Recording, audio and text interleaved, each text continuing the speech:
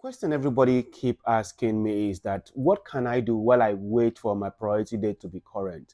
And in today's video, I'm going to answer this question. Hello, everyone. Welcome to my channel. And I will tell you that the EB2 NIW backlog has been a topic of discussion and people are actually looking for a potential solution. But in today, I'm going to be unpacking a hot topic for everyone following the US immigration trends. That is the EB2 NIW backlog and how it ties into the visa bulletin priority dates. And more importantly, I'm going to be discussing whether the Day-1 CPT could be a viable workaround for those stuck in the line waiting for their priority date to be current. Let's dive in.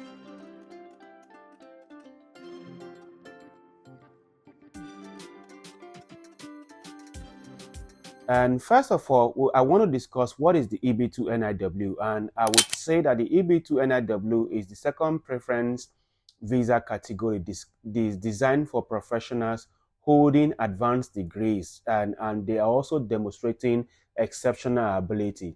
The National Interest Waiver, the NIW, if you might call it, is a unique provision within the category that allows applicants to bypass this typical job offer and labor certification requirement. And if they could prove that their work will significantly benefit the national interest of the United States. And here is why the EB2 NIW is one of the surest way to get a green card if you are an international student or you're an H-1B. Number one, it is an advanced degree or you require an advanced degree or exceptional ability. It doesn't require a job offer or labor certification, and it focuses on the national interest waiver. And most importantly, again, you can petition for yourself. That is to say, you do not need an employer to sponsor you, and you are not tied to any employer. Why the EB2 NIW can be an attractive option for many professionals, there is a growing challenge, and that challenge is the EB2 NIW backlog. Now, every month, the U.S. Department of State publishes a visa bulletin, and that visa bulletin tells us which priority dates are current for various employment-based categories. And a priority date is essentially your place in the line when you can file your I-485 petition. For many EB2 NIW applicants, especially those from high demand countries like China, India, Mexico, these priority dates are moving very slowly, creating what we call a backlog. And you understand what I mean. And to put it in perspective, why some categories may see relatively short waiting times, that the EB2 NIW applicants can sometimes wait years before their priority date is current. And we have the alternatives of EB1, but this delay is not just about numbers. It affects careers, life, plans, and ability to start projects in the United States. And let me put it this way. Understanding the visa bulletin is key because it reflects just demand, but also the country caps and annual limits set by Congress. When your priority date isn't current, you can move forward with the final step of obtaining your green card. But I want you to keep in mind that regardless of how strong your credentials might be, you might actually run into problems while waiting for your priority date to be current. And this brings me to the reason why I'm making this video is, let's talk about an option that you could use while waiting for your priority date to be current. That is the Day-1 CPT. And what is this Day-1 CPT? Now, I want us to shift gear a little bit to talk about what is this CPT, Curricular Practical Training, or CPT. And I would say that it is a program that allows F1 students to work in internships or jobs that are integral to their course of study. That is, the Day-1 CPT refers to a program that permits employment from the very first day of school. And yes, literally day one. That is why it's called Day-1 CPT. And if I want to explain it better, I would say that it enables international students to work immediately upon enrollment in a U.S. university. And how does it work? Typically, it is offered by certain institutions that structure their courses to include immediate work experience. And I would say experience is the key. The idea is that while you're waiting for a priority date to become current, you could maintain your status and continue gaining valuable US work experience. Or if you have graduated, you could go back to school, enroll in program. But the most important factors you need to check when selecting a Day-1 CPT university, and I will tell you that one of them is accreditation. Now, when evaluating a Day-1 CPT university, the single most important thing to do is to thoroughly examine the school's accreditation. And by accreditation, that means that this involves a dual approach. And what approach do I mean? One, identifying the accreditations that the universities have. And number two, assessing the credibility and recognition of these accrediting bodies themselves. Now, if we do that, because not all accreditations are born equal, just like not all individuals are born equal. In the United States, education ecosystem regional accreditation holds significant importance.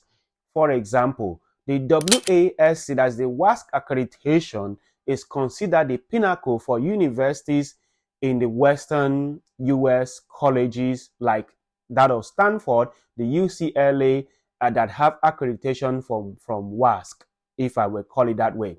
Therefore, if you see a Day-1 CPT university that holds the same accreditation, you know that it is a safe and good choice when choosing this Day-1 CPT. However, some gold standard accreditation could be that of the Higher Learning Commission, that could be another example, or the Middle States Commission on Higher Education, that is the MSCHE. Another one could be the New England Commission of Higher Education for most schools in the East, that is the NECHE, or the Northwest Commission on Colleges and University, which is the NWCCU, or the Southern Association of Colleges and Schools, SACS.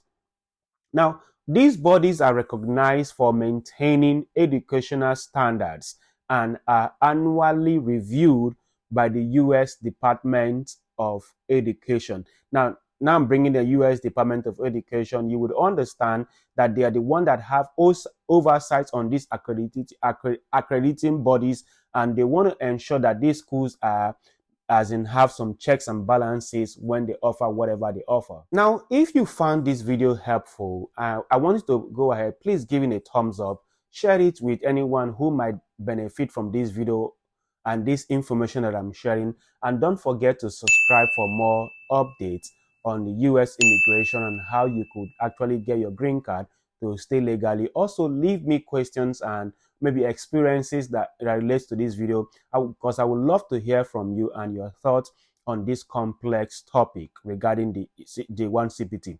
But let's move on. And the question I'm asking myself is, the Day-1 CPT a solution? Now, can the Day-1 CPT solve the EB2 NIW backlog problem that you and I are experiencing? And I would say that the answer to this question is not black and white, because it provides a legal pathway to work and build a resume while waiting for your line in the priority date. And it can also be a strategic bridge for those facing years of uncertainty with their green card application. It could also serve as a stopgap measure, enabling you to work and stay engaged in your field while waiting for your priority date to advance. However, it is not a substitute for the green card. Now, I want to be clear on that. And because there are certain things that one can do to make sure that you stay in status while waiting for your priority date to become current. And another thing I want you to keep in mind while selecting a Day-1 CPT university is an on-site requirement.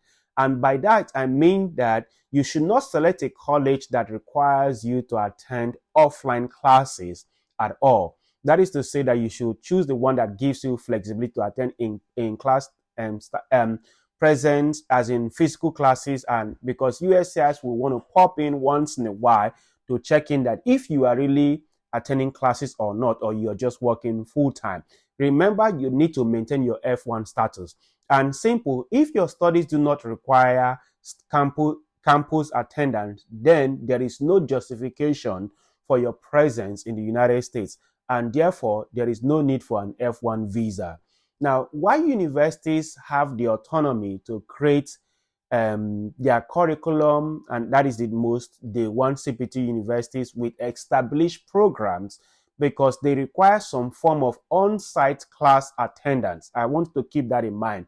This requirement could be as frequent as weekly or infrequent as once per semester, depending on the university's policy. But I want to consider some factors that you might want to think while selecting a Day-1 CPT university. And number one is the location. Like I said earlier in this video, it is extremely important that your Day-1 CPT university should require you to attend at least a few classes on campus. Therefore, ensure that you select a university that is closer to where you work so that you can easily travel to attend your classes. Now, another thing I want to consider is the tuition fee, because you got to pay money. Money is going to leave your pocket. And let's be real, everyone would want to budget a friendly university, considering this would be their second master's or third master's, as the case might be. But take into consideration your location along with the tuition fees. Now, what I mean is that there shouldn't be a case where your tuition fees are low, but you end up spending a lot of money traveling to college because it is in a different city. By that, you will spend more money than you could ever imagine. Now, let's look at the duration of the course. The duration of the course of the DBA program may be more expensive than a shorter program, but it offers an extended period of CPT work, which can increase your chances of getting an H-1B visa. Therefore, the duration of your course or the Day-1 CPT program is also an extremely important parameter when you are selecting a Day-1 CPT course or university. In short, while the Day-1 CPT may help you maintain your legal status and gain US work experience during the waiting time while you're waiting for your priority date to be current, it doesn't eliminate the inherent delays in the NIW category and the backlog. But I will tell you that it is a strategic tool that you can require, and it requires a careful consideration and professional guidance. And to sum it all, I would say that the EB2 NIW backlog in 2025 poses a real challenge for many skilled professionals looking to build their lives in the United States, and the visa bulletin is not helping anyway. And when we look at the priority date, there are a stark reminder of the limitation imposed by demand and annual cap. And I will tell you that the Day-1 CPT might offer a temporary relief, but it is crucial to approach it with a full understanding of its benefits and risk, because it doesn't solve the problem. But I will tell you that if you found this video helpful, I want you to go ahead, give it a thumbs up, share it with anyone who might need this information or might want to benefit from it. And don't forget to like and subscribe for more updates on the US immigration trends.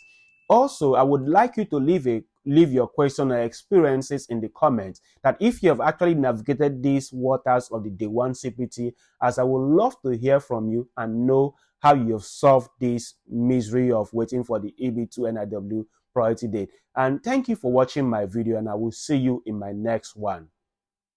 Peace.